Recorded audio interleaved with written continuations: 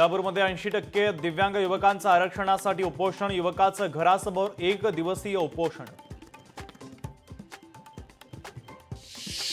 हिंगोली नांदेड राष्ट्रीय महामार्ग मराठा बांधवांनी रोखला, मनोज जरांगेंच्या आंदोलनाला पाठिंबा देण्यासाठी महामार्ग रोखला. मराठा बांधवांसाठी शिर्डीतून चटणी भाकरीची शिदोरी, शंभूराजे प्रतिष्ठाननं पुढाकार घेत शिदोरी घेऊन मुंबईच्या दिशेनं रवाना.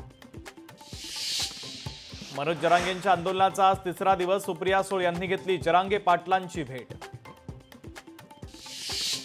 हिंगोलीत गेल्या 2 दिवसांपासून मुसळधार पाऊस, 6 मंडळांमध्ये अतिवृष्टी, तर वार्षिक सरासरीच्या तुलनेमध्ये 90% पाऊस, शेतकऱ्यांच्या सोयाबीन, हळद आणि कापूस पिकांचं मोठं नुकसान.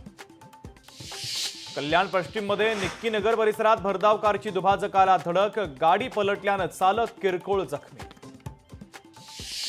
सातारामध्ये श्वानाच्या उपद्रवामुळे भीषण अपघात, दुचाकीवरून जाणाऱ्या महिलेच्या मागे श्वान लागल्यानं महिलेचा अपघात, अपघातामध्ये महिला गंभीर जखमी.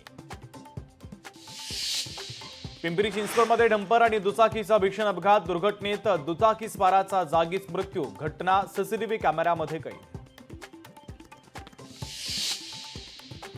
अमरावतीमध्ये खेळण्याच्या दुकानाला भीषण आग, प्लास्टिकचं साहित्य जळून खाक, आगीचं कारण अद्याप अस्पष्ट.